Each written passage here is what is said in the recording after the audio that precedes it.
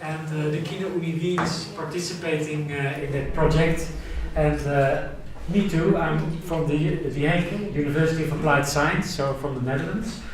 And the Multi-Include project is about multiplying evidence-based strategies for inclusion. So we are collecting a lot of inclusive educational initiatives.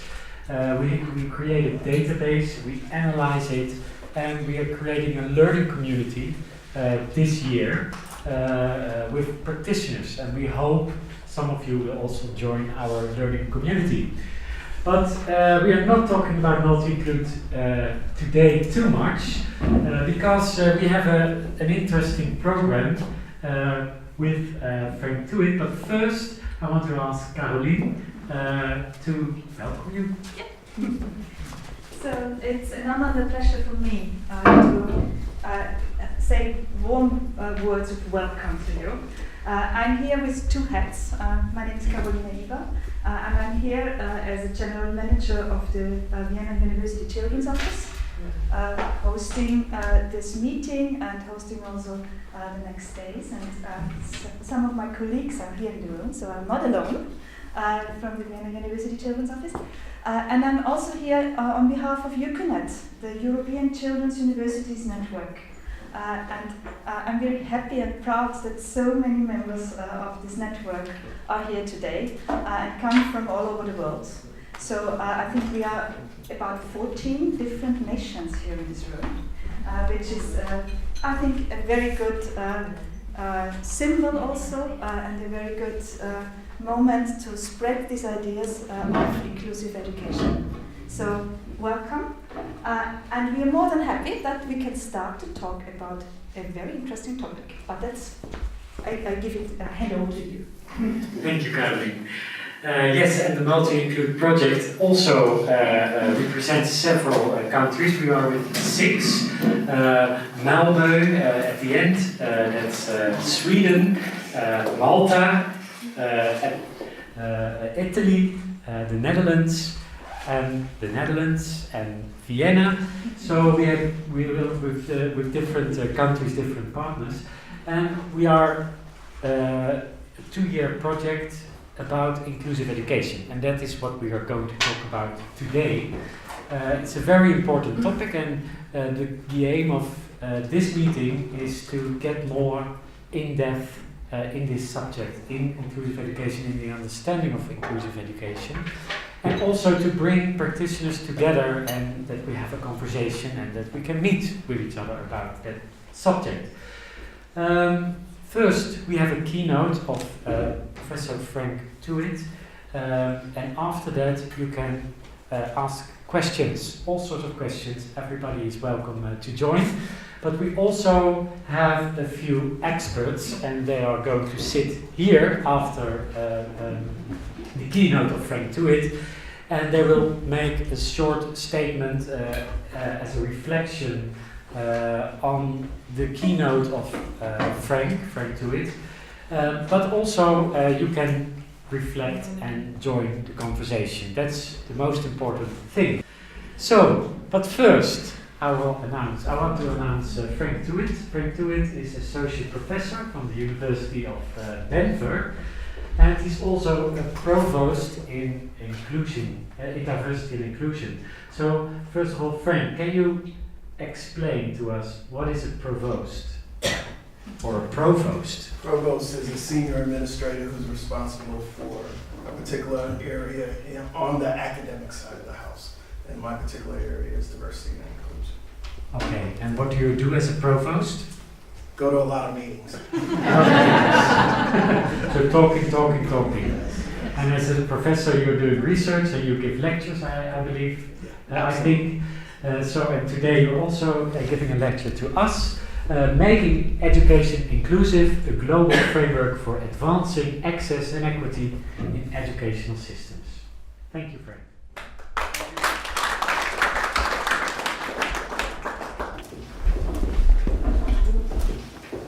Good afternoon, everyone. It is indeed a pleasure and honor to be here. I have had the opportunity to engage a group of really passionate folks for the past couple of days. who bring warmth and hope to my heart about the possibilities that education can produce. How many educators do we have in the room tonight? Raise your hand if you consider yourself an educator. Everyone's hand should be up. So this evening, you are an educator, and this is your classroom. And I am your student, and I am walking into your class for the first time. And your task as an educator is to figure out how you can bring the best out of me, how you can motivate me to be the best version of myself, to achieve at the highest levels, to accomplish what some might refer to as the impossible. Right? That is your goal. And what's good about that is that I'm going to give you the techniques and the strategies and the possibilities of how you might conceptualize doing that. That is at the heart what inclusive education is about. How do you take someone who walked into a room tonight and looked around and did not see anyone who, at a sort of intimate, familiar level, represents my background, my experiences, my position in the world? Right? And how do you approach that not as a problem, but as an amazing opportunity to create something that allows me to feel a sense of belonging, that I matter, that you matter, right? So that's inclusive education for me in the short. It is how do we create environments that allow our students to feel like they matter, right? To create environments that allow students to be seen and understood and appreciated for their authentic self. Right? So that's the challenge. How many of you can remember the first time you walked into a room, a building, a space, and you looked around and you didn't see anyone who resembled you? Anybody can remember that experience? What were some of the feelings you felt? Fear? What else? Loneliness? What else? Curiosity, yes. What is this experience going to be like? Right. Any other feelings? Pressure. Mm-hmm. So, that's what our students who come into classrooms that were not originally created for them, that come to our institutions that were not really created for them, experience. And we expect them to put aside those feelings: fear, pressure, curiosity, isolation, and engage in learning. Right? So that's the setup for our talk today. As I go through the presentation, you're going to see me go back and forth between inclusive education and inclusive excellence. Inclusive excellence is the framework that I use to facilitate and conceptualize how I think about inclusive education. And it was a term that was introduced to me in 2006 by the American Association of Colleges and Universities. And in its simplest form, it suggests that we can't have inclusion without excellence, and we can't have excellence without inclusion. That the two have to go hand in hand. Right? And so inclusive education is not about how do we water down or lessen the rigor. It's about how do we create a dynamic, vibrant, challenging learning environment and engage students in ways that support their learning and their sense of belonging. So that's the introduction. Let's get to the presentation. So there are two things that I've been thinking about as I prepare for this talk. The first is, how can education systems across the globe make education inclusive for increasingly diverse student populations? Right? And then the second is, how can educational institutions embed inclusive education in their systems and structures in a manner that result in inclusion and equity for all students? All right, so those are the two sort of questions I hope to answer in the time that I have with you today. I think it's fair to say that in many parts of the world, we are seeing increasing diversity of the students that are coming into our institutions, right? Probably some places where that is not the case, but the majority of the places are experiencing that. So, making education inclusive. It's a new framework that integrates diversity and inclusion as critical components of academic excellence. You can also refer to that as learning excellence. It challenges educators to create learning environments that are attentive to both the demographic diversity of students and the need for nurturing climates and cultures that increases all students' chance to succeed. And it is a multi-layered, all-encompassing process. Typically, folks will say, well, I don't teach in the humanities or I don't teach in the social sciences, so why should I worry about inclusion? And my response to that is, if you have real, live, breathing individuals in your classroom, then you should be concerned about inclusion, right? That is how learning occurs in relationship, through interactions, through engagement. And how you do that matters. So I'm going to be a bit repetitive about that. What I liked about the Multi-Include project is the way it framed how we should think about making education inclusive. And it identifies a few aspects of this work. Increasing concerns about the social foundation of communities, and it's not just European communities, but communities across the globe. Again, the demographic imperative that we've talked about. In particular, this notion that we can't continue to keep doing things the same way and expect for different results. By all indicators, we are failing at creating inclusive environments. And because of that, we are failing in creating learning environments that allow our students to achieve at the highest level. I am suggesting a paradigm shift in how we think about this.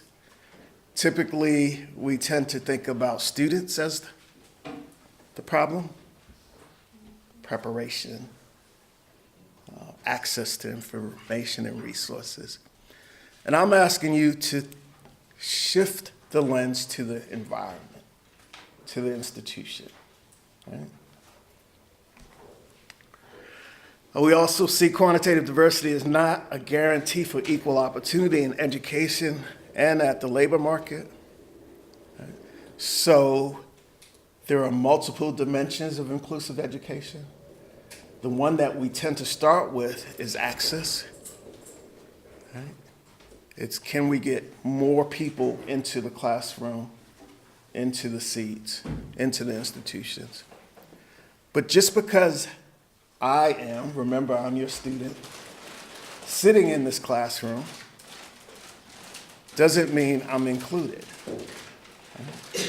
I have access, but inclusion gives you a second type of access. Access to the learning environment, access to the knowledge that you are co-creating with your students, access to engagement, to information, to seeing things in new and different ways. And then the need to move from policy to praxis. In this case, STEM is an area. And we've started at the policy level, but we haven't quite always figured out how to implement that policy in ways that produce different results. So access, inclusion, what I refer to as praxis, right? It's the doing of the inclusion work in ways that produce different outcomes, that produce increased learning and increased achievement.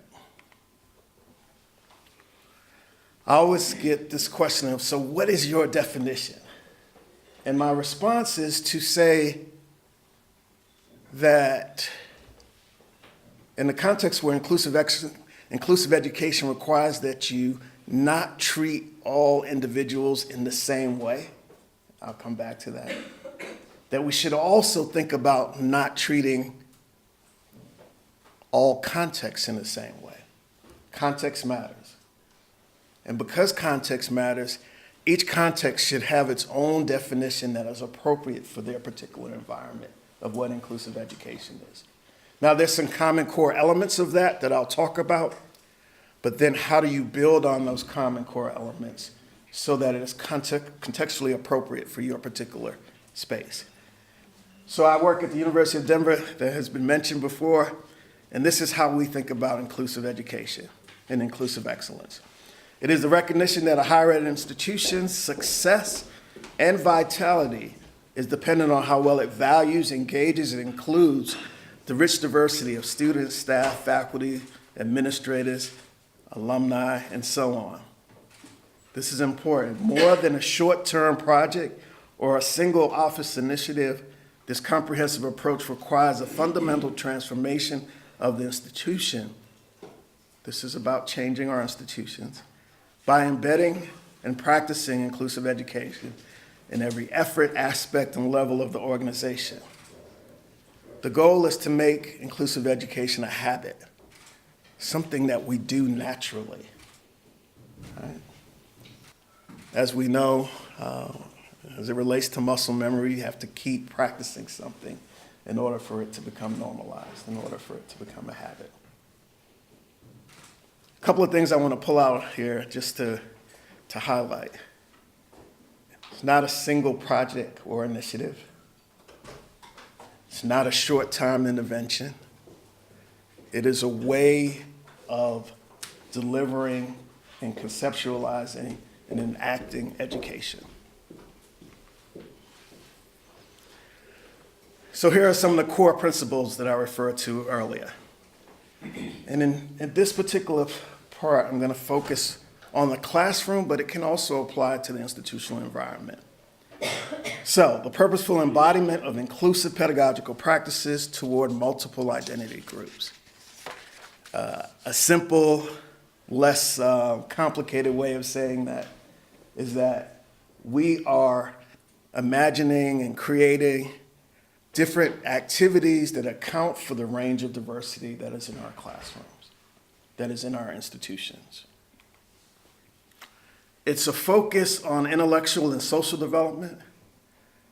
So it is saying that my students are much more than just a mind, that they're a full human being who is breathing, right? And as such, we have to take into consideration the whole student as we are conceptualizing the learning environment. Often I hear educators say that they want their students to check their background and aspects of their identity at the door, right? And so that would mean that I would leave important parts of who I am as I come into this space. Right? So it's taking a perspective that my students, that I as your student consist of a range of different things that make me who I am. And your goal is to be able to leverage those things. It's the development and utilization of educational resources to enhance teaching and learning. It is the recognition that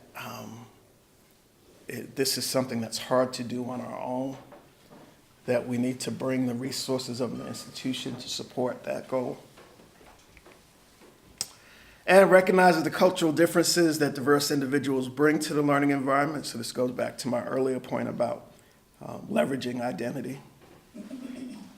That we create welcoming classroom and institutional environments that engages the diversity of our students. And that we establish learning environments that challenge every student to achieve at the highest levels. So these are some of the core principles that I include in my conceptualization of inclusive education. When we do that, when we are successful in doing these things, we can see a range of benefits: increased educational aspirations, higher levels of self-confidence, higher levels of critical thinking, better abilities to solve problems. So these are the kinds of learning outcomes that we hope we will produce in our students. There are diversity outcomes, particularly in the context of an increasingly diverse world. We have to prepare our students with the tools and skills to navigate that diversity. So, enhancing perspectives and experiences, improving cultural awareness, and fostering creativity and innovation are some of those outcomes. And then civic outcomes. The earlier point about the crumbling social foundations of our community, that when we engage in inclusive education, we have a chance to do something about that. By facilitating higher levels of civic engagement, creating informed citizens, strengthening commitment to equity and justice.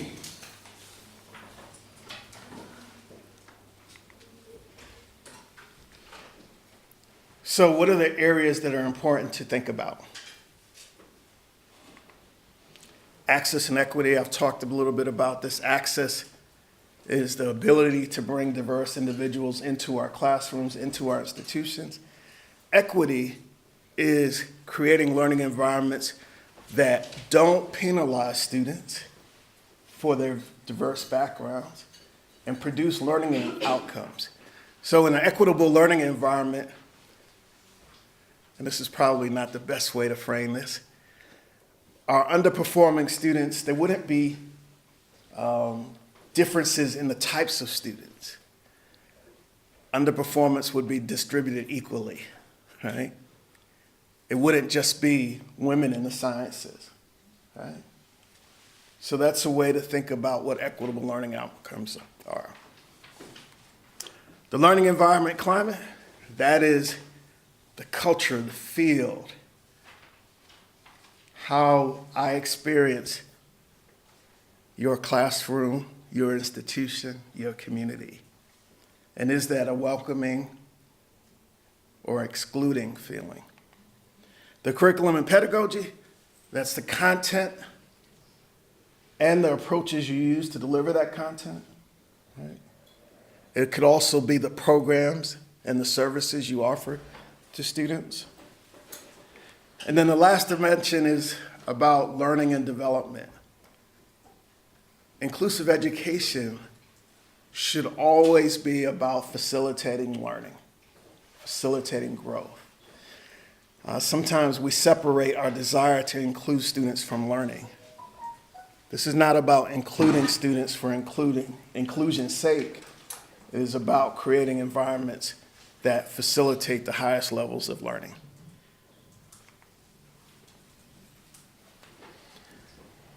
Recently, I came across an article that helped sort of add some depth to the ways in which I think about inclusive education. And it's really about the creation of learning environments where students matter and thrive. There are 5 aspects in terms of how we can make students matter. The first one seems really simple, paying attention to them. I think about this in terms of seeing our students, in authentic ways that capture and affirm who they are in all that they are. And when we engage in paying attention or authentic visibility, we communicate to our students that we are interested in them and that we are committed to their success. Second part, demonstrating importance. Right? I am a person of worth. You communicate that through your interaction with me. My presence matters. Your engagement with me communicates that to me. Often, when you think about classrooms where there are students who have a hard time paying attention, sometimes instructors will just ignore those students, right? Suggesting that they don't matter, right? So demonstrating importance, identity affirmation. It's a kind of way of stroking their sense of self. It is a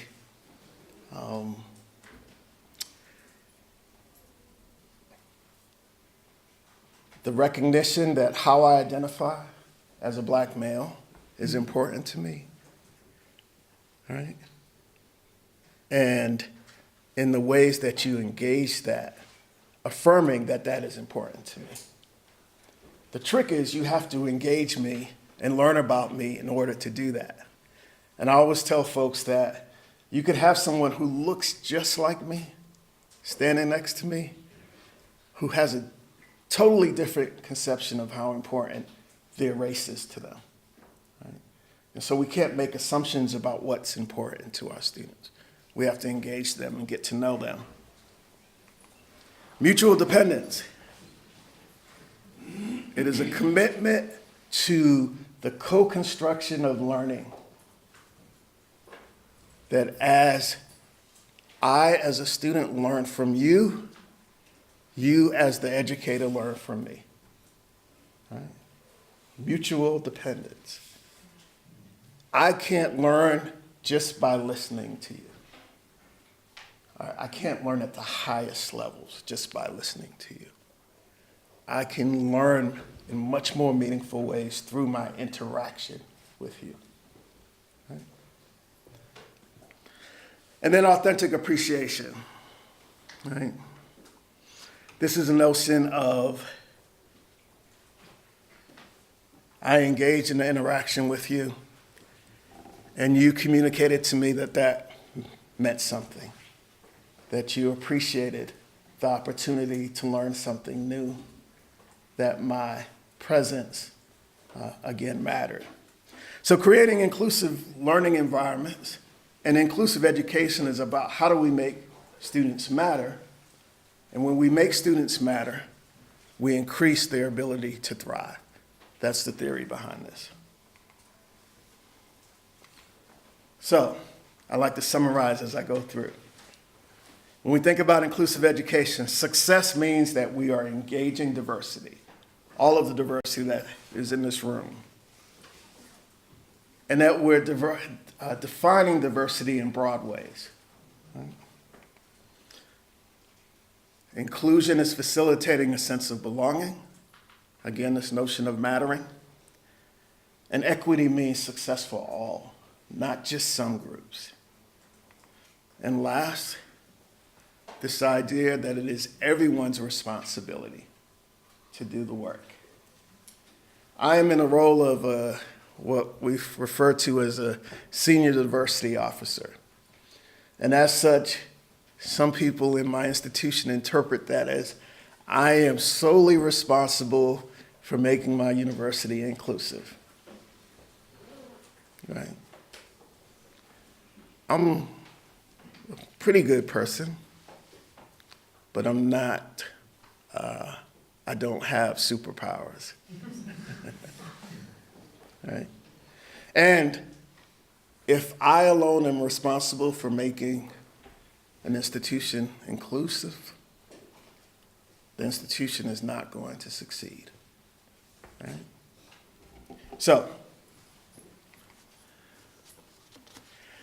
So we've been focusing on inclusive education, at least in the US, for quite some time. The concept of inclusive excellence was introduced in 2006, so we are, more than a decade past that. And yet, if you follow the news, you see on a daily basis students protesting, faculty expressing their concerns, staff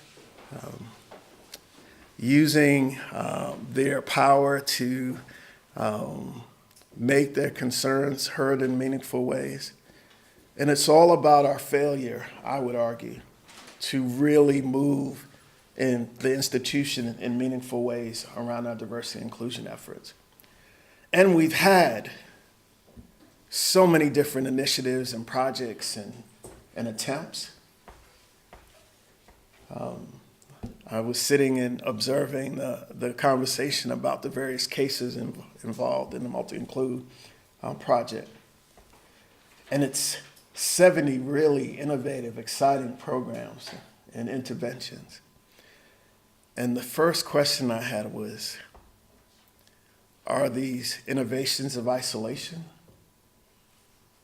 Or are they embedded into the infrastructure of the institution?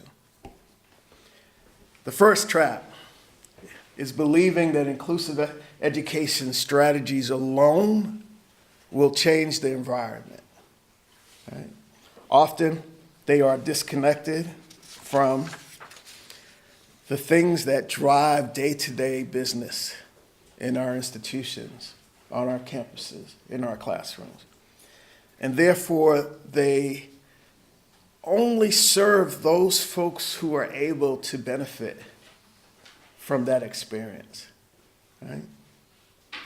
So the trap there is not connecting these strategies to the various systems and structures that drive day-to-day life in our institutions and in our systems. The second I've already talked about, well, actually I haven't, I'll come back to that. Diversity became a buzzword. How could you not be in favor of diversity? Inclusive excellence became an even bigger buzzword because how could you not be in favor of excellence? The problem with buzzwords is that they don't do anything unless they're put into action. Right? So it's not about having a concept, it's about how you operationalize, enact, deliver on that concept.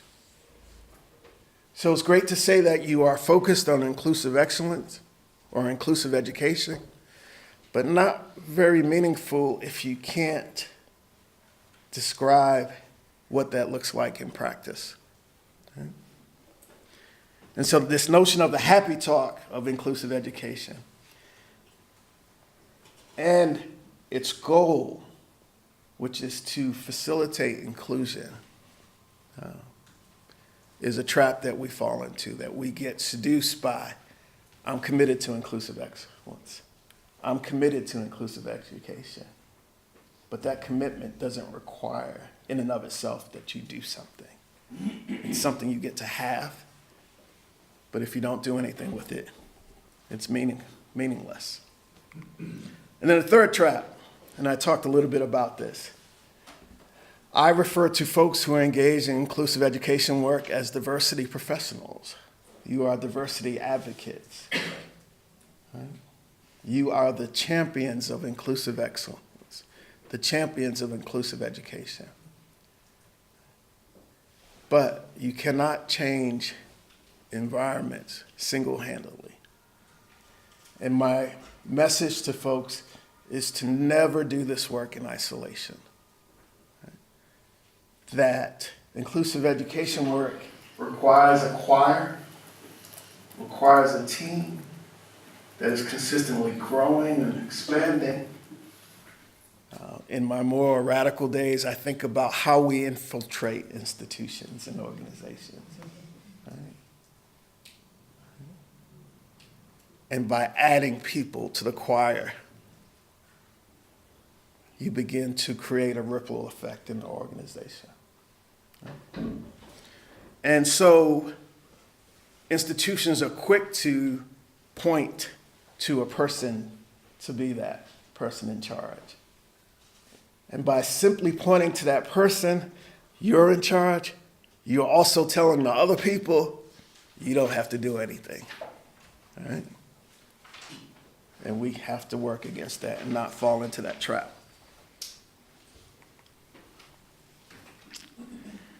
In an article that I wrote a few years ago, I write that these traps remind us that the modern university, the modern educational institution, cannot be radically changed by simply adding more diversity, creating safer spaces, addressing the cultural competency of our teaching staff,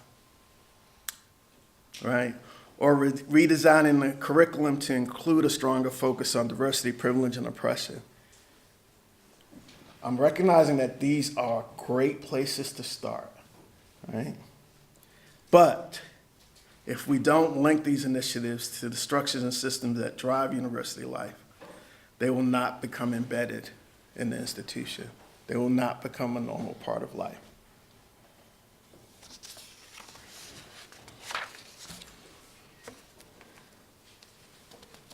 So, how do we begin to think about this systemically?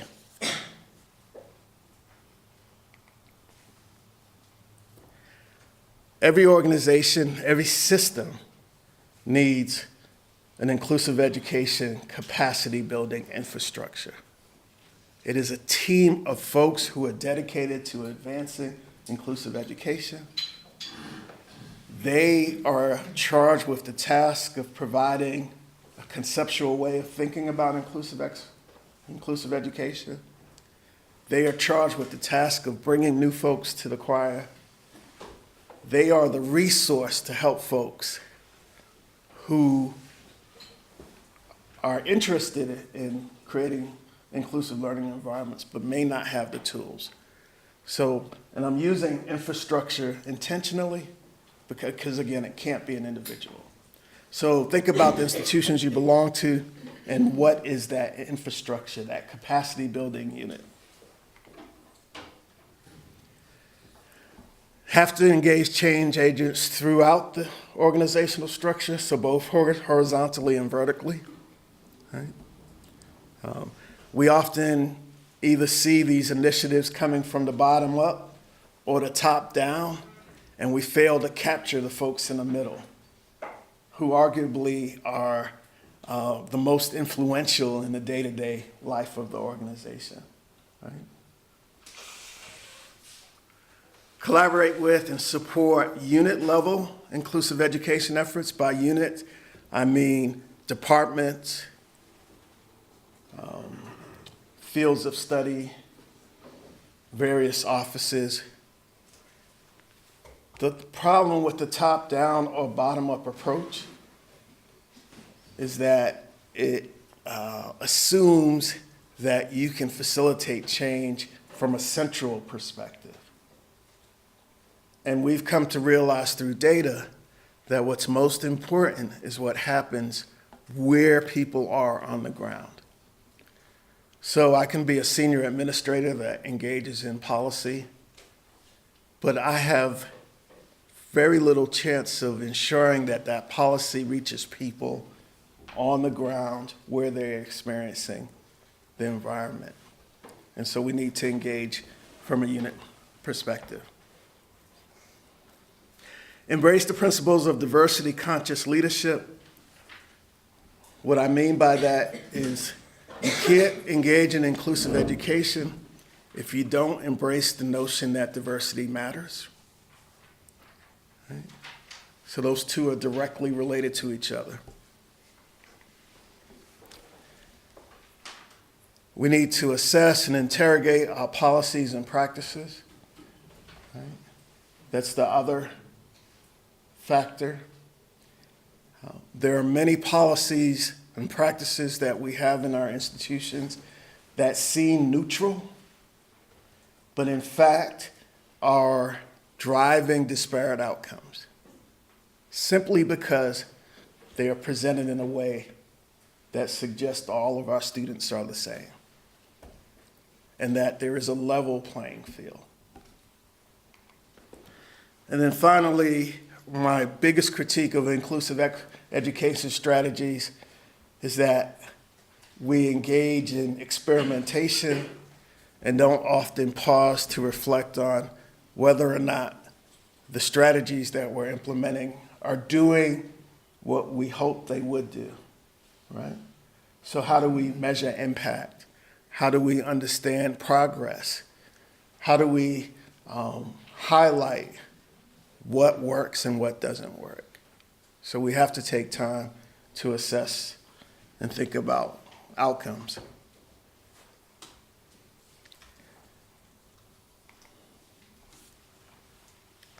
A big part of inclusive education is equity. I should add this as a fourth trap, that we can think about inclusive education without thinking about equity. And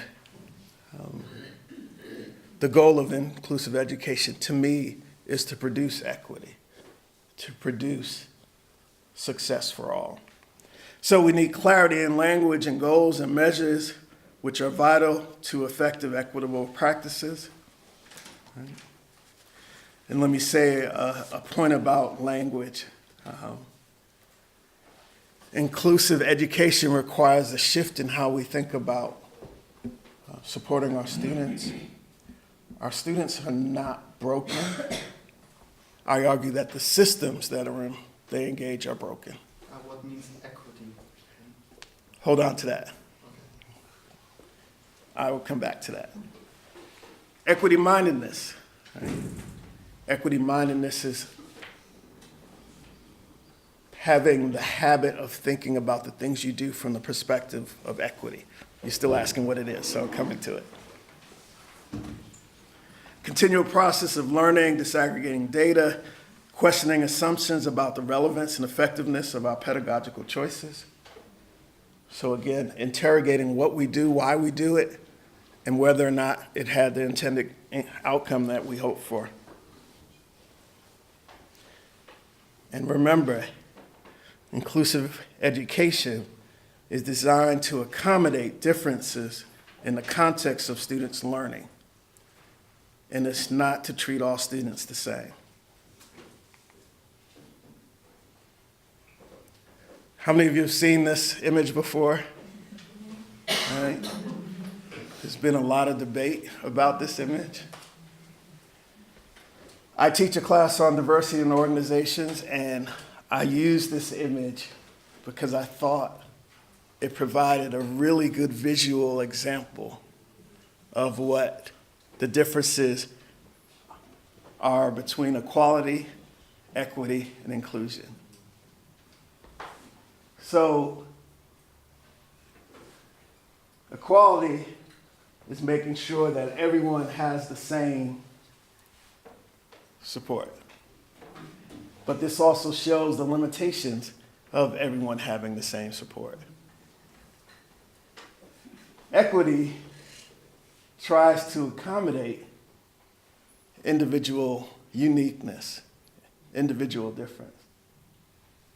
But it still doesn't quite get to inclusion until we are able to remove the barriers to access. Right? Does that help explain the difference?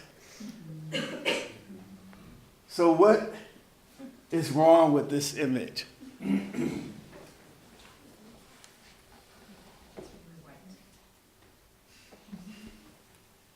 It's really white. I'm not reflected in it. Barriers? The barriers. Right? The students didn't put the barriers there. The institution put the barriers there. Right? And also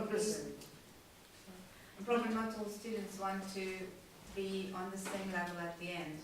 So probably some would be would want to be higher and still be able to watch the match? It's recognizing that our students don't all start in the same place, that there isn't this notion of a level playing field. But it would also presume that everyone faces the same barriers. Right, so that's one of the challenges and limitations of this particular image.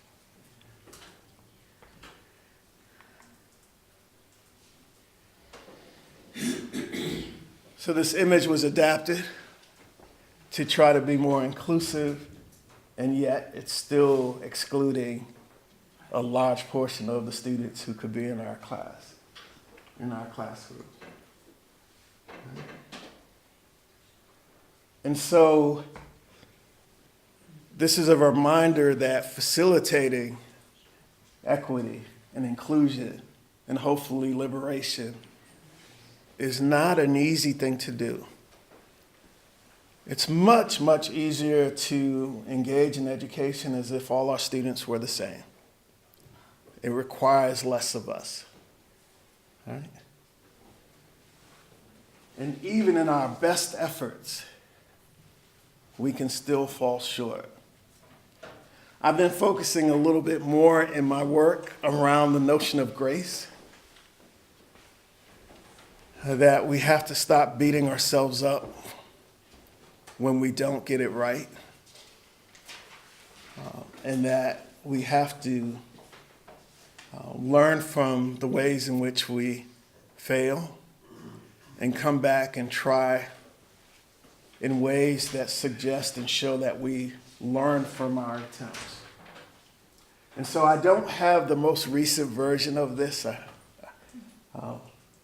but there are many versions of this now. And what's important about it is that each version is contextually specific. So in one part of the world, this might look different and include different images. And it definitely wouldn't be baseball, right?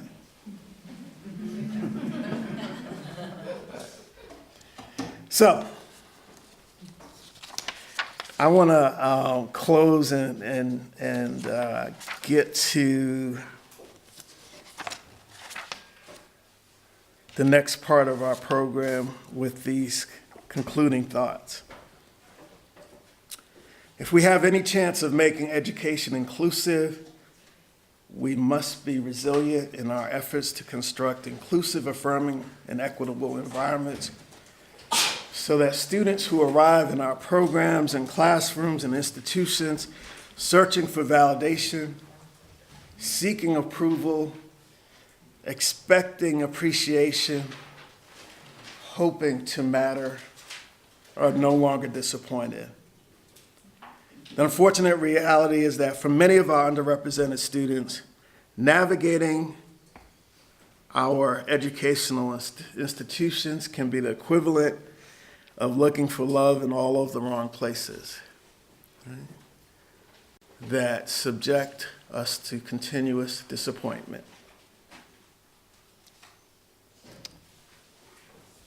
Those of us working in education can no longer stand on the sidelines as our students navigate highly exclusionary learning environments and hope for the best. We must resist the temptation to remain silent in search of self-preservation, but rather stay engaged in difficult and challenging teachable moments. Making education inclusive in this case necessitates that we create learning environments that free our students from being trapped in a cage, so preoccupied with trying to escape both death and isolation that they are unable to become the true geniuses that they are. That is the challenge in front of us, and that is the challenge I hope you will continue to take up. I think about inclusive education as engaging in education as the practice of freedom. One of my favorite authors is Bell Hooks. And she reminds us that the academy is not paradise, but it is a place where paradise can be created. inclusion education, I believe, gives us the best chance to create that paradise. A place where learning has the potential to create students who are the best versions of themselves. And in order for that to happen, we have to be the best versions of ourselves. Thank you, and I appreciate the time.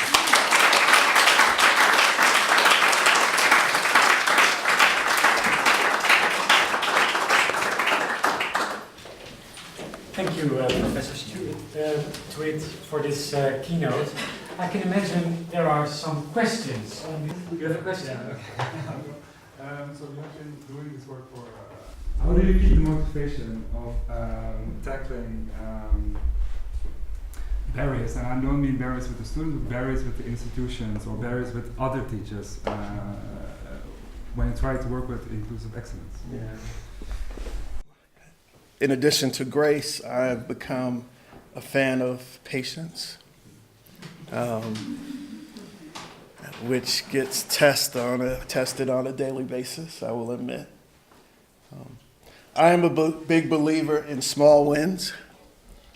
Small wins. Small wins lead to bigger wins.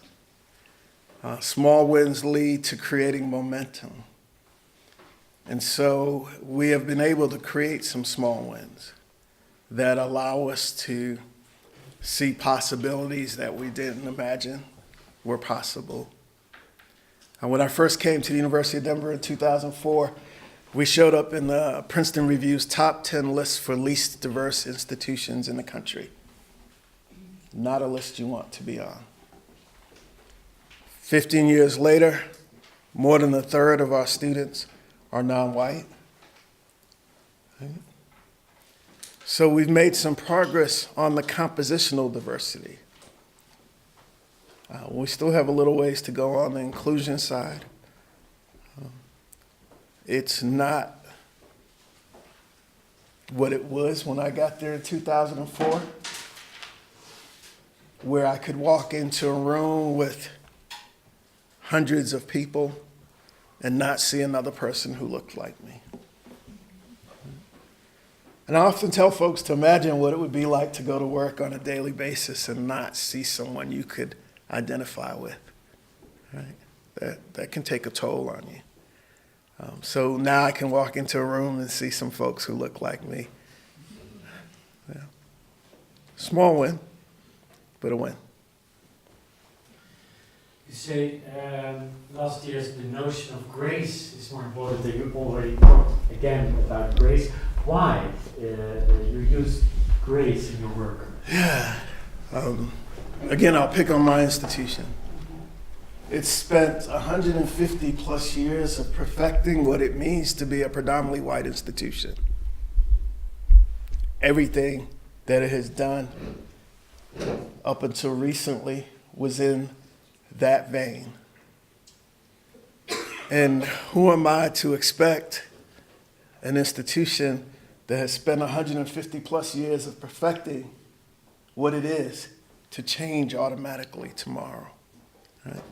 So grace is about recognizing that this is a process, not just a single initiative, and that it's going to take time to get there. And so grace and patience have become increasingly more important. It doesn't mean that I don't get frustrated, particularly in the context we find ourselves in the U.S. right now, where because of bad modeling, of bad behavior, more folks feel like they can engage in things that are harmful, that are exclusionary, simply because they have the right to do that, or so they believe. And so we have students showing up in our classroom now believing that they can say whatever they want, do whatever they want, and not be held accountable for that. Right? That complicates the teaching and learning environment in ways that, honestly, I didn't think we would have to be dealing with today. But yet, here we are. It's harder. Where would you say you have the most resistance with the with the process of dealing it, or with the goal or with the goal which is the real goal of it. Like there's the goal for the press, but there's then the real goal to get the numbers, to have more students or diverse, between real diversity. Yeah. What would you say is? So that's a great question. There are symbolic things that institutions do that suggest that they are committed to this work.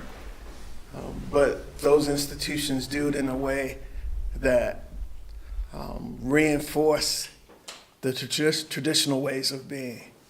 So they're committed to talking about inclusion, but also committed to not changing, right? And that can be very frustrating, right? It is what I said early in my talk, this notion of we can say we want a different outcome, but we keep doing things the same way. So I think about that as symbolic engagement. I think there are three things we need to pay attention as we think about implementing inclusion strategies. Commitment is absolutely essential, but there has to be a level of readiness. And so we can have strategies that have the potential to really result in progressive outcomes, but if there isn't a sense of readiness, you won't get to implement that strategy, right? They're simply not ready to go there. So commitment, readiness, and the third thing is capacity. And I think that is the biggest challenge, right? Capacity, I am defining capacity as the ability of an institution and its members to deliver on its goals. So we can say we are committed to inclusion, committed to inclusive education, but if the workforce doesn't have the knowledge, skills, and ability to do it, it's not going to happen, right? And so we need to really make sure we're in the capacity building business. Yes? Yes, I have a question because there's a lot of, the infrastructure, the staff, and the board, and then there's also the new generations of students coming in. How are they prepped from the high schools where they come from? Is that uncoupled from the university education world, or is there also a change in the mindset of the high school kids coming from there, and the staff and the infrastructure from the lower educational levels up to the higher educational levels? Yeah. This must be, this is a holistic thing. Yeah. We were talking earlier today about the fact that our institutions don't operate in isolation. They're a part of a larger ecosystem.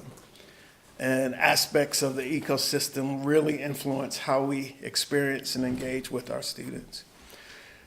I like to respond to that in two ways. I often find that people are more open to talking about technology than they are about talking about diversity and inclusive education. And we've seen now, at least in my context, where the students coming to our classrooms are much more sophisticated in their use of technology than the instructors, right? And so we have a gap there. Students are coming with a particular expectation, a particular way of engaging, and the institution hasn't adapted to that yet, right? And so they have to wait for the institution to catch up so that they can grow to higher levels. Same thing with diversity, right? Some of our students are coming to our institutions with much more rich experiences of engagement and get to our institutions and are not feeling that similar type of engagement. And they're waiting for the institution to catch up. Conversely, there's some students who have become so used to the traditional ways of learning where they just sit and regurgitate information. They become comfortable with that.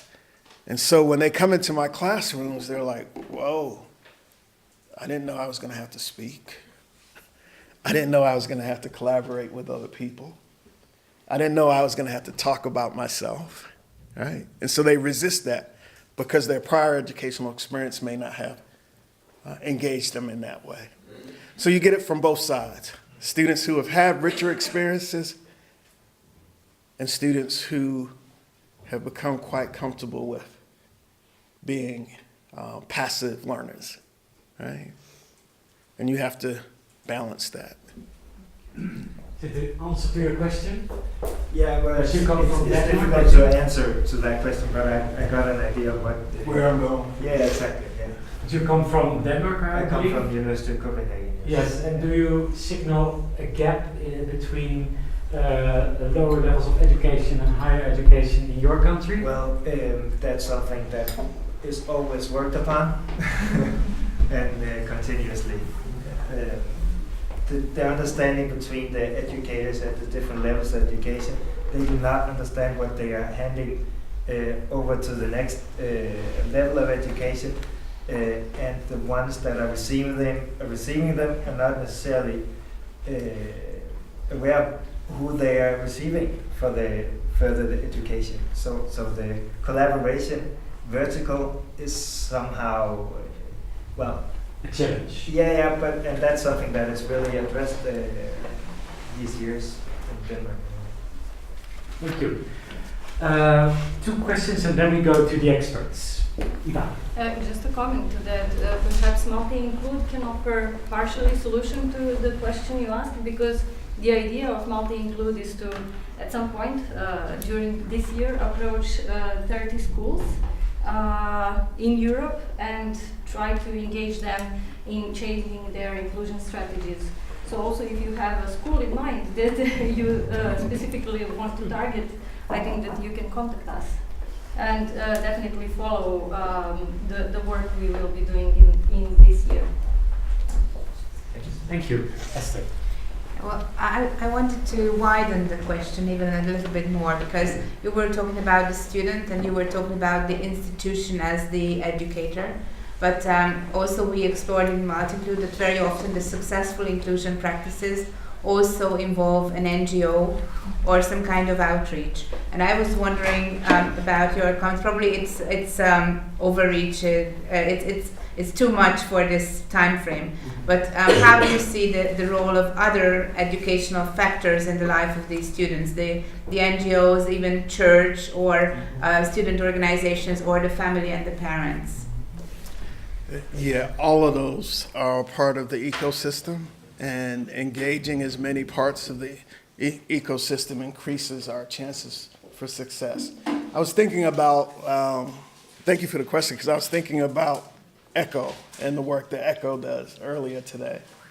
And I was wondering, why didn't we include ECHO as one of those strategies, inclusive education strategies, because it's not formally in the school system. It operates from a much more central community-based approach, and yet it has been able to infiltrate different aspects of the system and drive innovation in ways that allow students at the ground to feel like they matter, right? And so I haven't seen a model like that elsewhere, at least operating in the ways that organization does. And I think some attention should be given to that model, that sometimes institutions can't get out of their own way, and having external resources and external support is a good sort of catalyst for change. And so we need, I think if you could replicate that model in other parts of the world, we could see some progress. Is faculty open to that?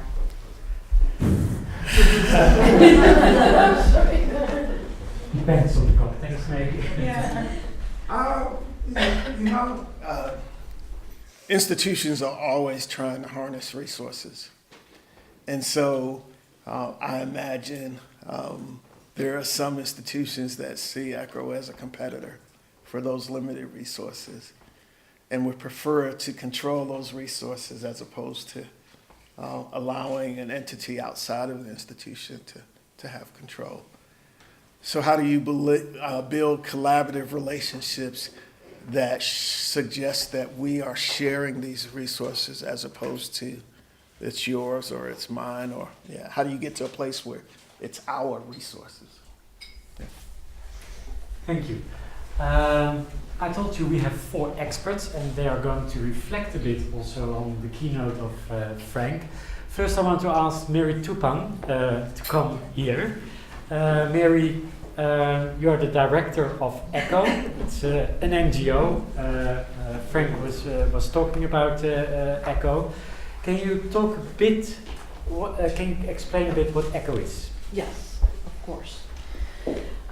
Thank you, Walter. Thank you, Frank. But this is not all in your statement. This is my statement. No, not my statement. Just an introduction. Just an introduction. Well, ECHO is the Center for Diversity Policy, and we were established by the Dutch Ministry of Education and the associations of universities in the Netherlands. And we were fully funded for 10 years. Now we are an independent NGO. We still collaborate with the Ministry of Education, other ministries in the Netherlands, with universities, but also more and more with municipalities and with big corporations. And not to forget, the most important part of our work is that we collaborate with students from our communities. Our focus is very strongly on students with a migrant background, and I think, well, what was said, asked by Esther, and also, are there our institutions? How do institutions see us? And sometimes like a competitor, but we made it always very clear to institutions that we want the same as they want. We don't want something different. And that's also what ministries want. And yes, there's not always one solution, but there are many solutions to the same issue. But the most important thing, and I think that Frank stressed this very much, is that we should operate more from an ecosystem. And within an ecosystem, you all need each other. And I think that's something. And so every now and then also, giving up your seat at the table, sharing power, sharing your expertise and your knowledge. I think that's one of the ways to go. And maybe one thing, and it is, if we talk about the happy talk, a lot of big companies are looking for diversity. And looking for diversity is one thing, but making sure that all these young people feel comfortable at the company is even more challenging, and it's the same process as within a university. So, yeah. Thank you. You can sit. Good. Second, I want to ask to come forward is Michelle Breuer. Yeah? Do I announce it good? Yeah. You're an associate professor of the University of Vienna. And I was told you're a professor of educational science and specialized in inclusive didactics. So are you the counterpart of Frank? No, I would definitely say no. So I'm an assistant professor in inclusive education, so I'm pretty sure that we are on the same page. Probably the area I'm trying to work in is a different one, but as I think we will discuss later on, there will be more to this systematic approach then. Okay. Thank you that you're here. Another person I want to ask is Eva Vetter. You can applaud. I was so late. Yeah, you were a bit late, but you were here for the question, so maybe you heard a little bit about, and Frank sent you the PowerPoint, so you was prepared. And you also are busy with the UniClub initiative, and you are a professor of linguistics. Is that all right? Yes. University of Vienna too. Yeah, thank you. And the fourth one, Caroline. And Caroline introduced. I've already introduced yourself. So 4 experts and 4 sort of reference to Frank. And who wants to go first? Good question. Do I have to? I think you should decide. I will ask Michelle to go first. Yes? Okay, sure. Maybe it's good to stand, or you want to sit? What do you I want? don't know what you prefer. What do you find most? If it's Sit. okay, I'll just stay here. Okay. Yeah. Okay. Yeah. First of all, thank you very much for the presentation, and I'm really happy that you drew a really diversified picture, because as an expert in that area, and I hope I can say that I am, and I'm always questioning that, because we always need to question ourselves. I heard a lot of really bad presentations about what inclusion is, and I think you did a really, really great job within this short amount of time, so I'm really happy, and thank you. Thank you.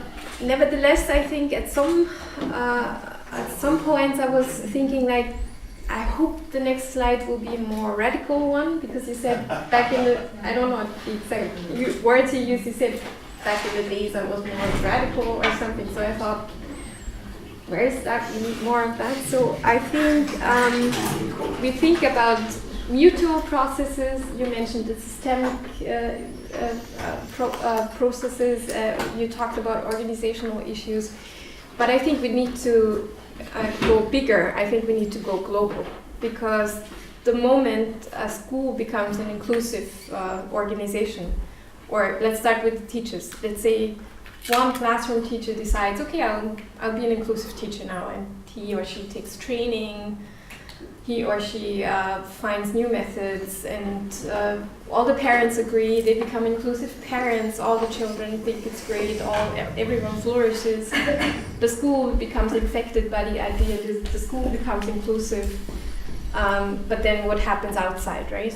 So just think about, I don't know, a child with a disability, a great accessible school, and then in the afternoon everybody takes the bus, but one child is in a wheelchair and the bus is not accessible. So a school can be as inclusive as it wants to be, and hopefully every school will become inclusive, but then the question is always like, is everyone on the same page? And thinking inclusion and understanding what it actually means, and this is an ongoing process, and I think it's really hard to teach what it is. And still, every day I encounter questions by students, and I think like, oh yeah, sure, I have no clue.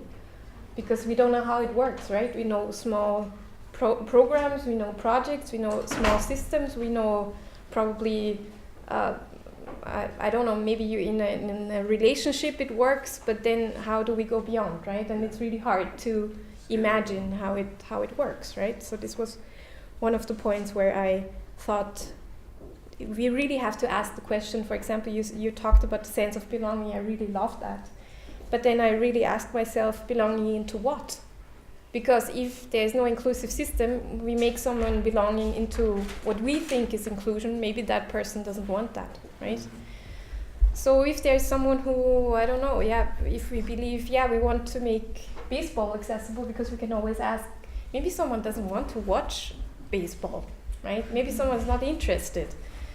And in one of the former versions of this picture, there was a fence in the last picture, right?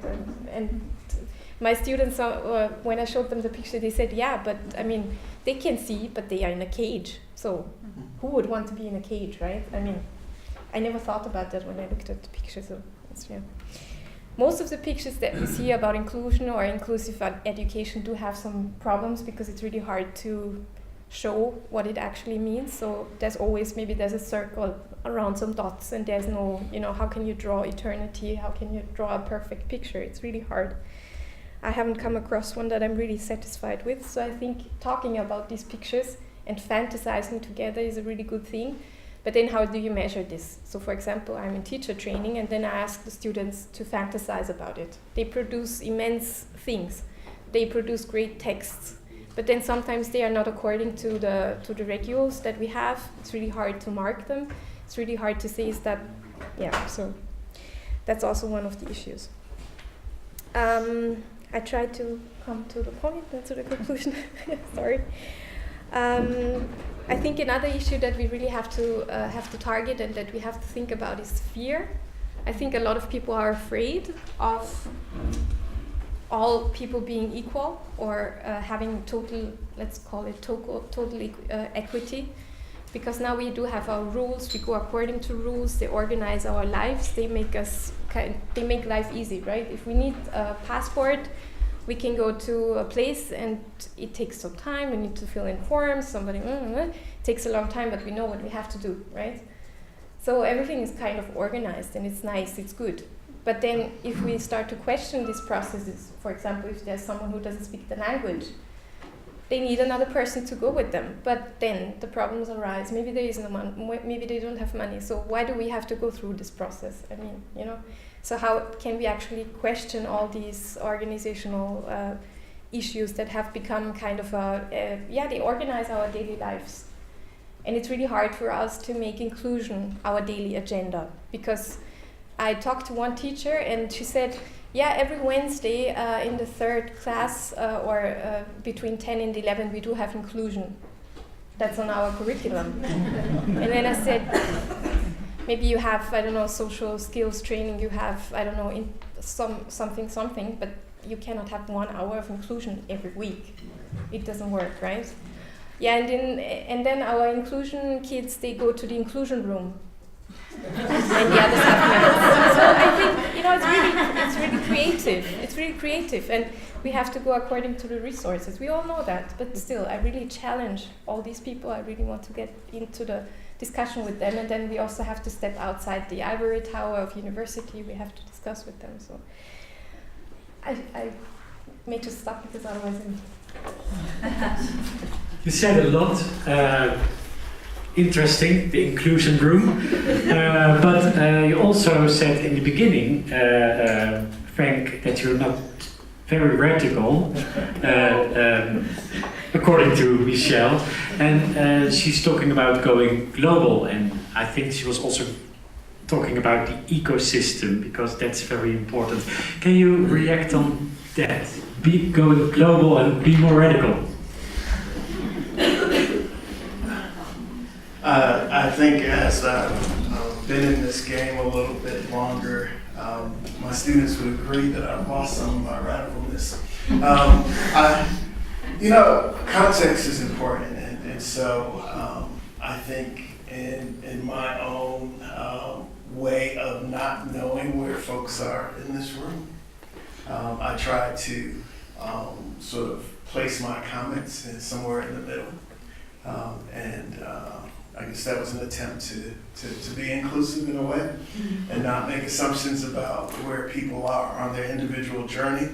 Clearly, my colleague here has invested some time and some critical thinking about this work, and it is extremely comforting to hear that there are folks here who are engaged in that level of critique and engagement of the spaces we occupy. I absolutely believe in the power of nurturing critical thinking around these topics, and always welcome opportunities to grow and learn, so thank you. Mary Tupan, can you do your statement and your reflection on Frank? Yes. Thank you, Frank.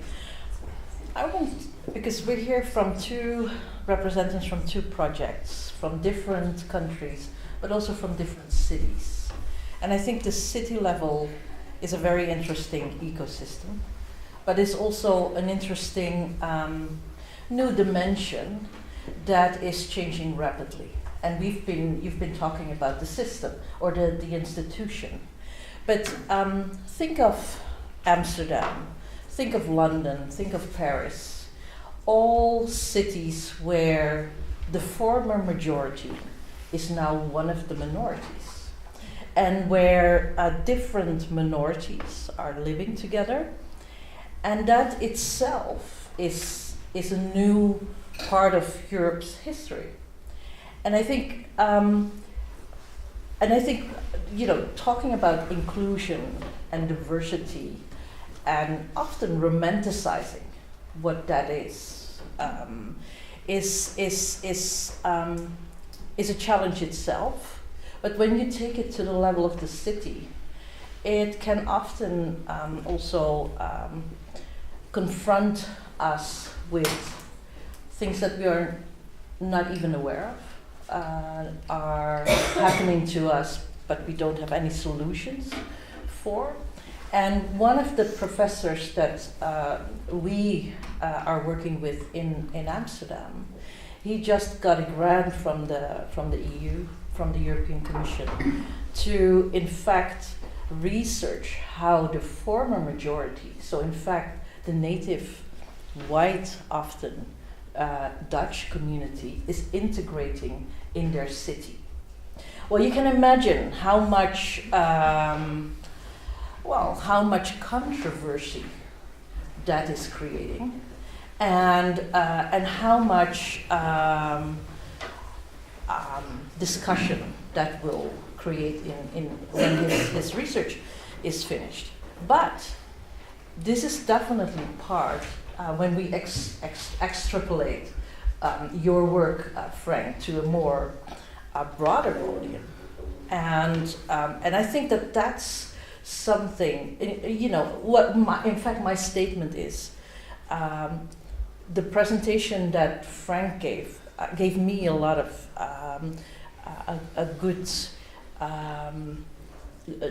good ideas, and also a lot of inspiration for how to move on in my work, in our work, but also within the institutions. But there will always be challenges that we haven't thought of, and are also part of this continuous process of innovation, if you want to see it as innovation.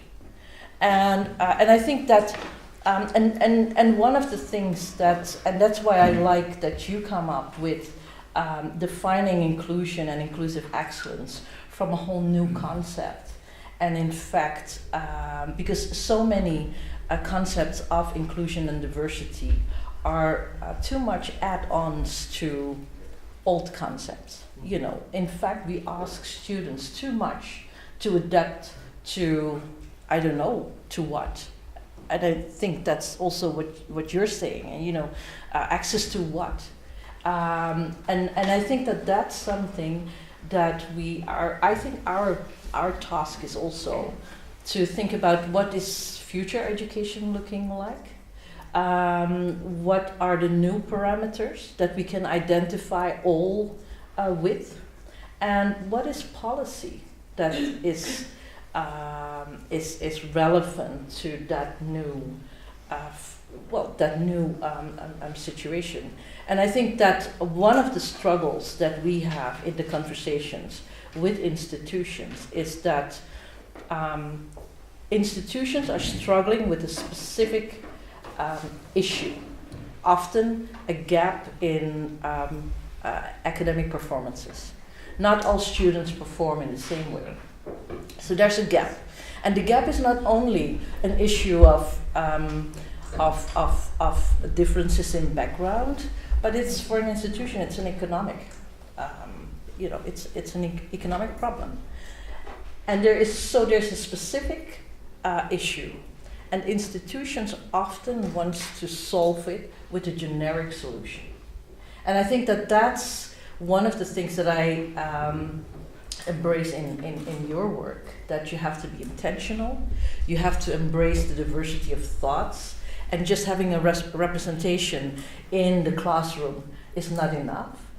And apart from that, still constantly trying to engage on an individual level. And I think that that itself, on a city level, will be a big challenge. And it's a dilemma, because how are you going to engage on an individual level and making sure that everybody feels part of the city? I'll stop here. Thank you. The dimension you bring in, the city level, but also you mentioned that we are looking for new innovation, new solutions, and don't go to the old, don't look at the old concepts, but new thinking. And you were also talking about a paradigm shift. Can you shortly reflect on that? What sort of paradigm shift do we need? So two thoughts here. One around the question of access to what. I think the access to what is access to learning and inclusion in learning. So I'm very clear about inclusive education is about facilitating inclusion in the learning environment that enhances learning and gives students the tools to be successful change agents wherever they go. Cities, like institutions, may be changing where the former majority is now in the minority. But I would bet the ethos, the rituals, the traditions of those cities still remain, right? And are controlled by that now minority, which was the former majority still. So we haven't made the paradigm shift to create access for the new majority to be in meaningful roles that allow them to change those systems and structures to accommodate and to leverage the new majority in ways that can make that transformation much more meaningful. So that's the paradigm shift. How do we create a movement away from a subset of the population determining what the customs and traditions and values and norms are for the new majority? And how do we create access to and for that new majority? Thank you. Thank you. Clear. I'd like to ask Eva to do this statement. Thank you. So would like to apologize for being late because I had to teach, and so I won't be able to really react on what you said. I'm just going to take up some ideas that you presented. Now you talked about access to learning. This is, of course, the most important first step. And as you heard, I'm from linguistics, language teaching and learning research. We all know that language can be a very exclusive factor, a factor excluding from learning. And when we are talking about language and learning, we always distinguish three aspects. First of all, it is about access to learning. But second, it's also about participating successfully in all the learning environment. And actually, there's an interesting debate in Austria, and unfortunately not only in Austria, about language and education. And it's a very monolingual discussion about first you learn the language and then you have access to education, and then you can participate. And if you want to participate, okay, but only in one language. And this is where we, from our linguistic side, we deeply need a paradigm shift, because monolingualism excludes, let's say, the majority. And the third aspect that I would like to highlight, so it's access, it's participation in learning, and the third one is giving the opportunity to everyone to reach the desired outcomes. And this is also something that we are not ready to reflect upon. Reaching the desired outcomes, the desired outcome is not always to learn Spanish and French at school, for example, from the linguistic side. So now I talked about language, but I also wanted to talk about inclusion in the sense of, if you want to understand inclusion, you have to change the whole entity you are thinking about. And the two entities in terms of institutional entities I'm in is education in terms of schools and education at university. And both are rather exclusive institutions, not yet, I don't know if you agree, but I would say they are not yet inclusive institutions. And what we are trying to link now is trying to do teacher education like you do at the same institution as I do, educating teachers for also bringing in the change. So it's not enough to change schools, but we try to educate and to bring in student teachers, to give them the opportunities to develop attitudes, to develop content knowledge, and to develop also a performative disposition to adequately act in inclusive schools.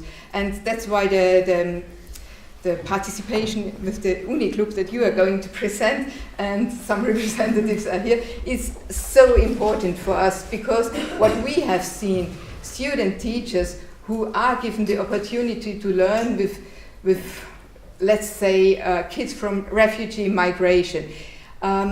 This is not a one-way service learning kind of relationship. This is a two-way kind of paradigm shift.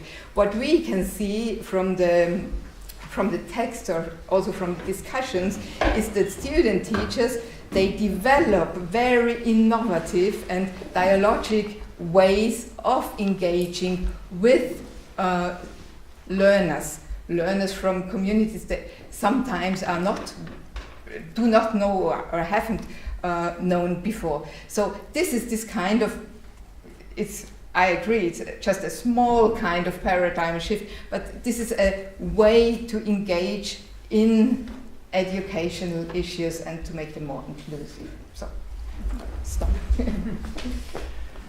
But I think you're doing interesting stuff with your teacher trainings, because you help to the new teachers to change the learning environments.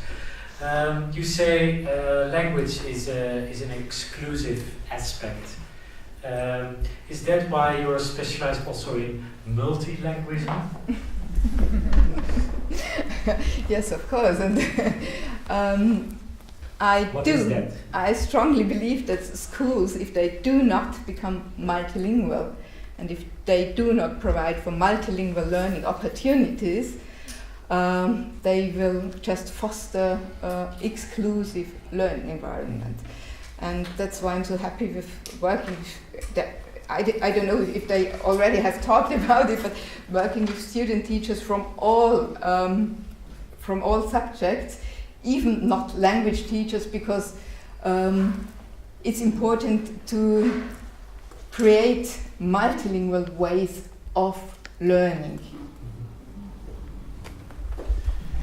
Thank you. Are you also involved with teacher trainings? Yes, Frank. I was talking about. Yeah. Yes.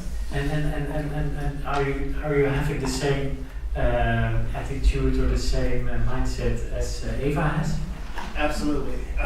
I appreciate the reminder about the successful participation in learning, right? Because it's not just about being able to participate, it's about the successful participation.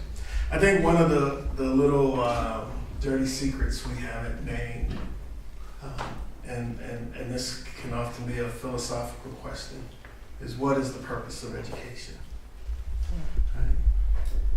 I believe that our schools are in the replication business, that we are trying to replicate students who are assimilated into our communities and our structures, that we are not trying to create new ways of being, new ways of existing. And so that's why the focus on a model language is a tool of oppression. Right? It is one of the driving forces of assimilation. So if you want to access learning, you're going to have to do it the way we did. Right? We're not creating multiple paths. we have to get to a point where schools are not about replicating the past or about assimilating folks into society. Right? By doing it that way, we're saying we want society to remain as it is and not evolve. Right? And so that's why we need to resist that. So thank you for your resistance work. We also have here two teacher trainers, David and Christoph, and here are they. And you are working for UNICLUB, and Eva already referred to UNICLUB. So can you explain a bit what UNICLUB is? UNICLUB was a project I think it developed in cooperation with the University of Vienna. And after the refugee crisis in Austria too, there formed people who said we want to do something to include those people in our education system. And there was founded a cooperation with University of Vienna. And in one lecture, like right now this year, in one lecture, we participate in this form of teaching where there's 2 times a week where we have rooms where 4 hours, like on Thursday and on Tuesday, there come children who needs help for all different kinds of subjects and all different kinds of school forms, and we try to help them wherever we can. And yeah, there's a lot of interactions. Like right now, I'm teaching only one child because there's also which is called study buddy. So you have a B2B teaching, and now I'm teaching this child for 1 semester, helping him with everything, with the formula, sometimes with language, and yeah, trying to get him as much ready as it's possible for our system. Because as Frank said, our system is not ready and not committed to help those people. So there needs to be help from outside. The best would be if it would be included in the schools, but that's the first step. UNICLUB is also one of the cases we analyze for our multi-include project, and it's part of our database. David, what do you recognize aspects of inclusive education and inclusive excellence Frank talked about? It felt like very intuitive. I mean, I never heard of it, but I felt like I was living it. And it is very fascinating. I mean, like, yeah, you go in this institution, and this culture that is in there, it's like a virus. You go in there and you try to support and you engage with the people. And I mean, you talked a lot about engaging with the students, but for me as a teacher, it's very nice to be recognized as an individual too, and like not be the teacher, but be David and just try to support and help them. It is, it's so nice. Like really, we were informed yesterday, so talk about your experiences, and you get 5 minutes, and I mean, as a teacher, I can talk for hours. But what is it really you want to say in those few minutes? What I just really want to say is, like, I looked at this picture and I found the UNICLUB in this picture, but in every picture, and I think, like, the UNICLUB is right here in the stands. It's very colorful and everyone is engaged, and it reminds me more about equality and inclusion than all the other aspects of this picture. I think the really cool thing about the UNICLUB is what I experienced, that on the one hand you're helping the children to improve, but on the other hand you're reminded my school time is not so far, so long time ago. So I see in many aspects, when I teach him, I see myself, and but on the other hand I get new aspects on his problems. I get his background, and there are things where, for me, it's so interesting because in our character we have similarities, but in our circumstances we're really different. and to experience that and to see the difference in how ways can go was a real deal for me, and it's something for me was an achievement which I can implement in my later work better. So have that background better included. And did you hear things in the keynote of Frank you were thinking about, I'm going to use that tomorrow? Yes, I was actually, one thing which was stuck to me was when he said that we are not supposed to leave, we teach the children to leave their personality out of the room and not to bring it inside. And what I see, not only in the teaching, but all around it, most of the time when we speak with people and we want to get them an idea, or we want to teach them something, or in my case I want to teach him that he learns something. We also have a purpose. We have a purpose what we want to say, and to deliver that purpose you need to have the background of what the background of the person, because if you don't have that background you can't achieve the goal what you want to have, what you want to get. And when you found a project, you have to speak with people who have money, and people who have money think totally different. And with that, you need to think of that background, because my background is also different. I'm more not in the linguistic subjects. I'm more in the nature science subjects, so physics, chemistry. And to have that mix on the one side psychology and the other side chemistry is I always see the different ways of communication, and if you're good on that and balance that, how much success you can have in teaching or in your daily life communication. Great. David, what are you using tomorrow? What did it bring to you? I think I'm using the strategies to create the environment. I mean, we talked about the radical times, and I think I'm going to infiltrate schools and try to be that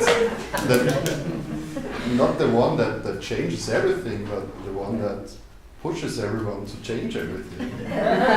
So, I mean, I didn't know that there were strategies. I think it's important that you are radical now. Yes, thank you very much. Now I want to ask Caroline to do her statement. It's very hard to do a statement after these final words of just infiltrating the school system with inclusiveness. So I'm here in this group of people, the one who represents the practitioners. But in fact, I represent organizers of educational programs. So I'm not a teacher myself, I'm not a researcher, I'm not a political decision maker. I'm an organizer of educational programs. And since 15 years, we in our team, we do some science engagement programs. And please, all the Vienna University Children's Office people, raise your hands. So there are a lot of them here in the room. So you see, I'm not alone. And what we also do since 10 years is that we try to share our experiences with others from all over the world. So please, EUCU.NET members, raise your hands. Yeah, you see, I'm not alone here in the room. So you're going global. So there is a lot of expertise here in the room. So it's very hard to say some words about inclusiveness. What I try to reflect is when we started with our science engagement programs, we said, okay, we want to be open for everyone, and we also want to open universities. That was the main idea. And from the very first children's university, we saw, okay, to have no tuition fees, it's important, but it's definitely not enough. So the children who were attracted by children's universities were children of families with an academic background, or with, who already have known or heard something about the university. So from the very first beginning, we started to think about how to make children's universities more accessible. And then we find a lot of other people all over the world who did the same. And what I learned today is that what we did is we talked a lot about access. We found a lot of strategies to make children's universities and other educational programs accessible. So we did our best to, for example, translate the information about children's universities in more than 20 languages. We invited a lot of children. We tried to understand the culture of the communities where the children come from. And the idea was to make the program more accessible. And then we recognized, okay, maybe we can adapt our projects. We can make it a bit different to be more accessible, maybe also more inclusive. But maybe there is a need of creating new projects reflecting the communities the children come from. And we started with outreach program. We go with Children's University on tour, for example. So this was also, to my point of view, it was the second step to adapt and to change an educational program and to think about new programs in the reflection of inclusive aspects. And the next step was that we asked children what they really want to do. And we tried to start projects which were driven by our students, our children. And UNICLUB is already presented, but the idea of UNICLUB was definitely driven by teenagers who said, we need a safe space to learn. Please help us to do that. And there were a group of very committed people and very enthusiastic people who tried to realize it. And this idea of the students, of the young people. What we learned from all these projects is that inclusiveness is a benefit for both sides, for the learners and for the teachers. Inclusiveness helps everyone to get new impressions and get new ideas and new creativity. What I learned in the last few days is that we should definitely reflect also on inclusive methods, much more than also accessibility. Accessibility is one step. And for me, in your presentation, Frank, this became pretty clear that we have to go next steps and to think about inclusive education in terms also of pedagogy. So, to hear the UNICLUB story, I think we can say, okay, we have success, but I found research work of the UNICEF. There is a report on the called. Just give me a second. It is called An Unfair Start. It is about inequality in children's education in rich countries. And I live in one of the 10 richest countries in the world. Austria is one of the top 10 in the world. In this report, 41 rich countries were analyzed in terms of inequity. And I live in a country where we are really poor in terms of inequity. So we are good in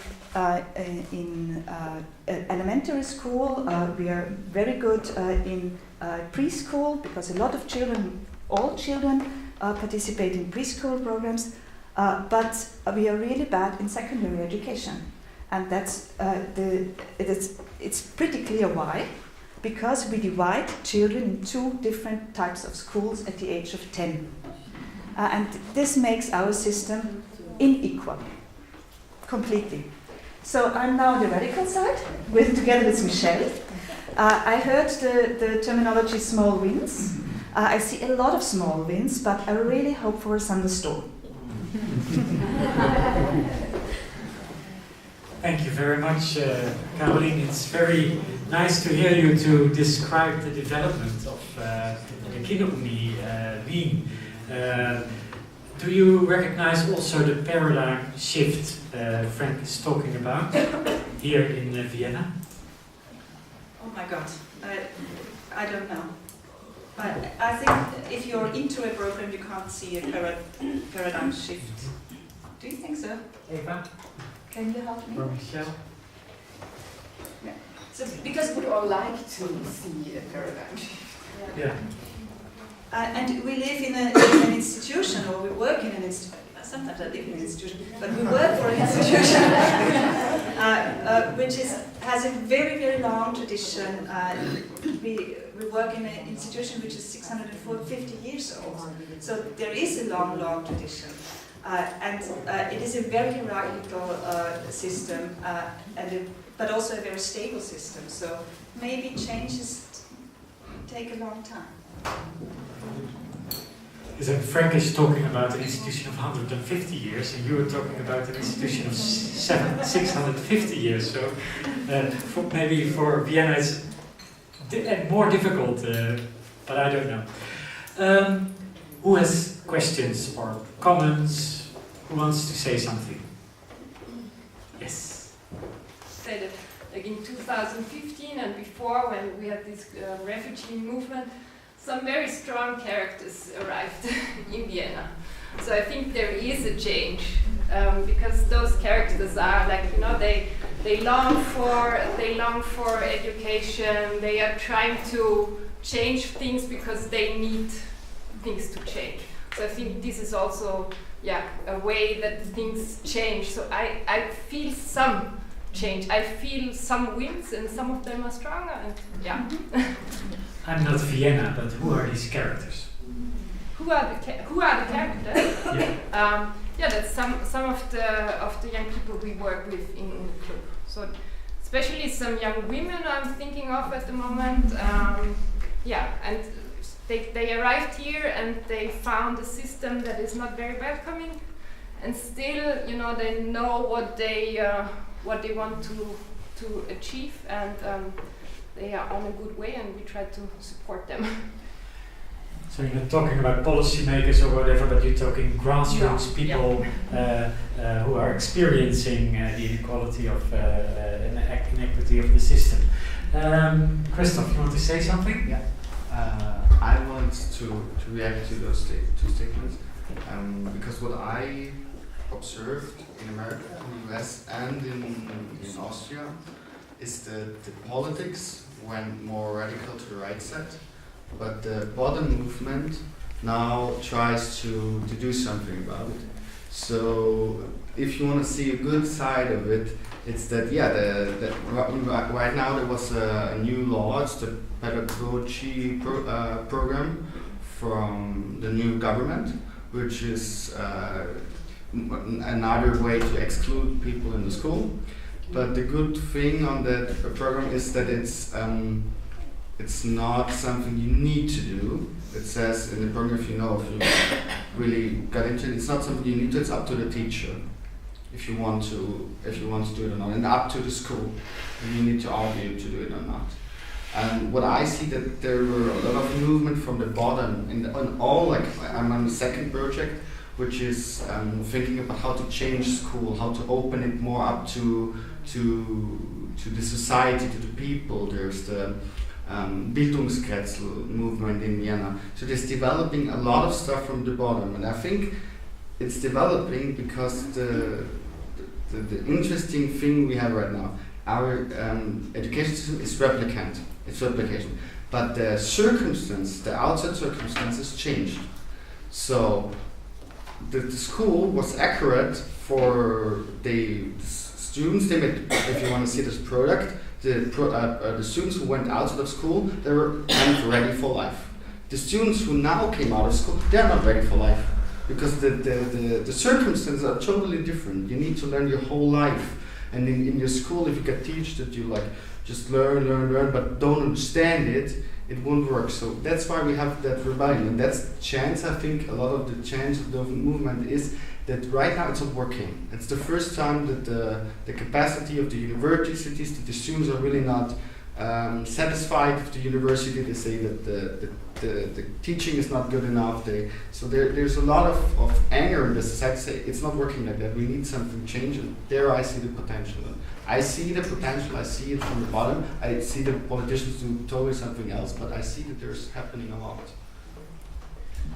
So you see a lot of small wins that come together, maybe a strong win. You are telling, you were speaking about the different circumstances. The students are not ready if they finish university because the circumstances has changed. Miri, you were talking about a whole new. We have to rethink our education. You said. Is that because of the circumstances changed, or did you mean something else? Well, the circumstances, I think that what I meant is that the context of society is changing. And that's why the paradigm shift is not even something that we dream about, but is something that we want to really realize. And but I think one of the things is you won't see the paradigm shift easily, because to see it is also a matter of measuring it. And but I think it is one of the things in our work is that we are always stressing that what we do is part of a process. And I think and that's what you said as well, Frank. So the small wins are all part of a process. And if you take the process seriously, then you're building towards something. And one part is the paradigm shift.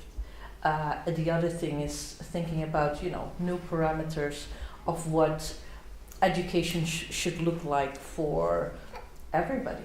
And all the diversity of children, and children who have been living here their whole lives, and parents have been living here their whole lives, but also children whose parents came many years ago, or children who came as refugees to for instance, this country or other countries. And I think one thing, and it has been mentioned tonight as well, is, for instance, my generation. I look at diversity and inclusion from the perspective of my generation. But children who are growing up nowadays, they live in a diverse society. So their perspective of diversity is a different one, and maybe a much more mature one that we should build upon as well, and include that in for instance, education. Who has another question or comment? Yes, Esther. I wanted to come back to the monolingualism, multilingualism issue. Probably it is just putting it on the table. And I would like to add plurilingualism, especially because with the newcomers, many of them are plurilingual, meaning that they are using different languages for different things. And we do have that kind of tradition in the former Austro-Hungarian monarchy and Hungarian, that certain groups were using multiple languages, but they were not using all parts of the language. So somebody could speak Hungarian for trade, that spoke Slovakian for their own profession, and at the same time they used German for official things. And I was wondering how many of us here are native speakers of English. And still we are using English as a bridge to be able to talk about inclusive education. So how much, especially in traditional systems like the German system, where it's not very likely that you will switch to teaching in English, how much this plurilingual approach can be present. You acknowledge that, of course, the newcomer who don't have German, they need to learn German for being able to arrange their official things with the municipality or government offices, but probably they will need English for being able to become a global learner. I know it's a big discussion. Michelle, can you react to that? No, Eva, sorry, you're a specialist in language. this is an interesting issue, and you know that in science, the plurilingual shift has already taken place, and it's clear that everyone has a repertoire, a linguistic repertoire, and that languages should not be seen as separable entities, as whole entities, and no one knows a language as a whole standardized language. No one is native in a standardized language, but we are all natives in varieties and so on. But this has not yet reached schools. And if you distinguish between plurilingualism and multilingualism, I didn't distinguish because I was a little bit in the Anglophone research tradition, and they use multilingualism for the individual and the societal thing. So what I mean by multilingualism is plurilingualism in the Romance research. And what you are talking about is something that has, there were first steps in the 90s of separating languages and their functions and saying you do not need to understand and write and do everything in every language you learn. You can also have, for example, receptive competencies or develop reading competence. Let's look what you need. So do not take languages as an inseparable whole, standardized thing. But now with the competence movement, we have lost this way. We have. I do not see. I think it will come, but we have been further than we are today. Thank you. I have a question for Michelle, because Caroline was talking about the next step is using different inclusive methods, maybe also inclusive pedagogies. What are, in your opinion, new inclusive didactics, because you're an expert on that, that are necessary these days? Okay. Yeah. So I'm currently doing research in the area of inclusive education. So I would probably not call myself an expert in that area because it's pretty hard to be an expert in that area. I think what it takes is to question this idea of that inclusion is sometimes misunderstood as integration. And then there's this idea of, okay, provide different methods for children who have these and these characteristics. And I think we have to simply move beyond this idea of, trying to find the right method and gear it towards the needs of a child. I think we have to consider the individuality of the children. We have to consider the group. We have to consider the resources that we have. We have to stop questioning and saying that we don't have enough resources, because we know that. That's a fact. And I think it's not about changing a whole school system from today until tomorrow, because we talked about this already. Inclusion is a process. But I think it's time to really unleash our creativity as well. Everyone's nowadays is talking about digitalized methods, digitalized didactics. And then if you go to a school, they say, yeah, we do have some iPads, we do have this and this, but it doesn't work, because the school doesn't provide Wi-Fi, so the children are using their own phones and they're doing some kind of games or something. So I always ask myself, there are so many projects, there's so much money that is being put into this development of new technology, new digitalized whatever you want to call it. And then in the end, if you look into it, there is, again, small initiatives, small ideas, but then where's the bigger picture? And where is this idea? Our government, for example, currently is talking about following, the Singaporean system, because they are so advanced in digital age and everything.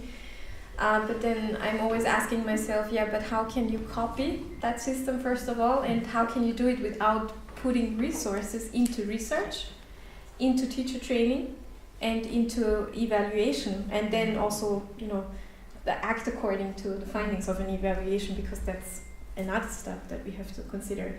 So, and the other thing, just one more point, is when we talk about inclusion, sometimes we talk about the achievement on the one hand, and then we talk about social issues on the other hand. So we say, yeah, inclusion is a really good thing because children learn how they can live together.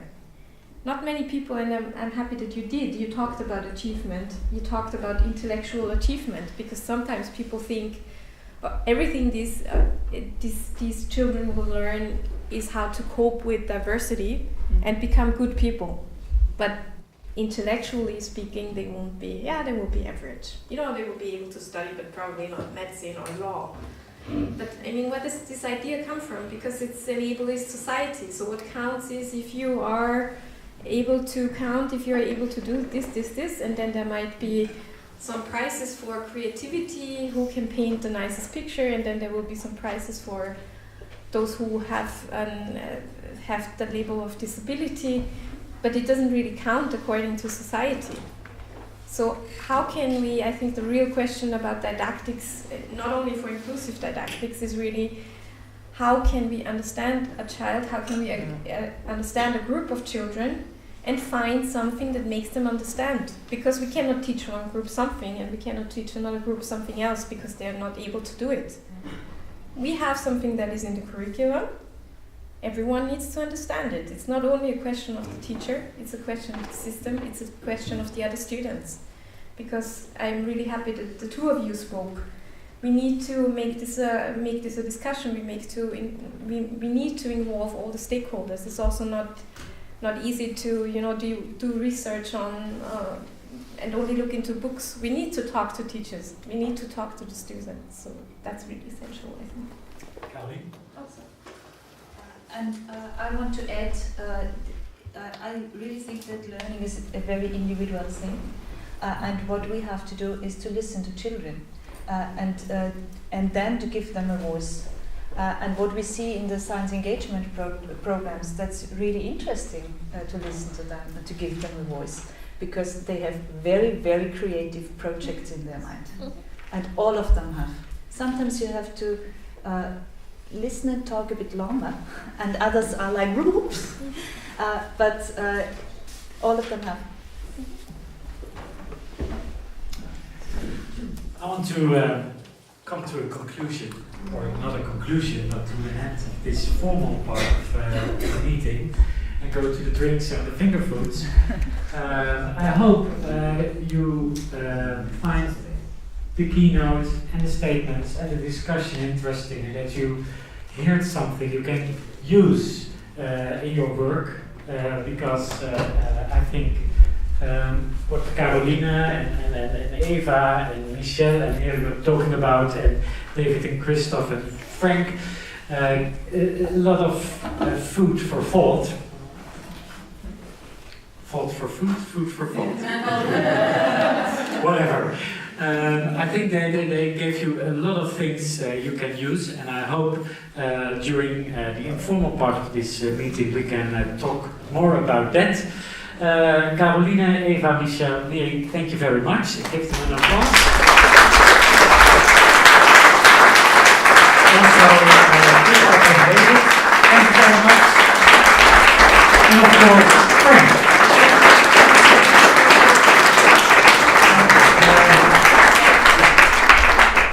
Do you want to have the last say? Okay.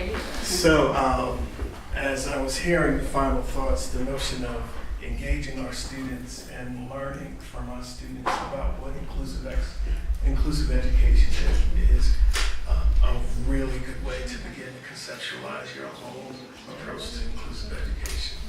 I end every class with 3 questions, and so I'll end this session with 3 questions as you walk away. 1, what stood out for you from today's conversation? 2, what questions remain? And 3, how can you be, in this case, how can you enhance your learning so that you're in a better position to engage in inclusive education? So if you can think about those 3 questions and not let this be the end of your engagement with these issues, you'll be on your way to big wins. The last thing is learning is political. And I think sometimes we forget that. What do you mean by that? That access to learning is access to resources. And when we talk about making resources available to more people, we are disrupting the system as it currently is. That's what we need to do, to continue to disrupt the system as it currently is. So thank you for your engagement in disruption activities.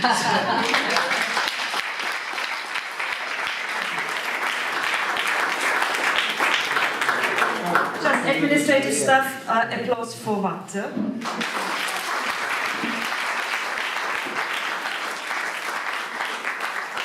And maybe you ask yourself what is all about video and photographs.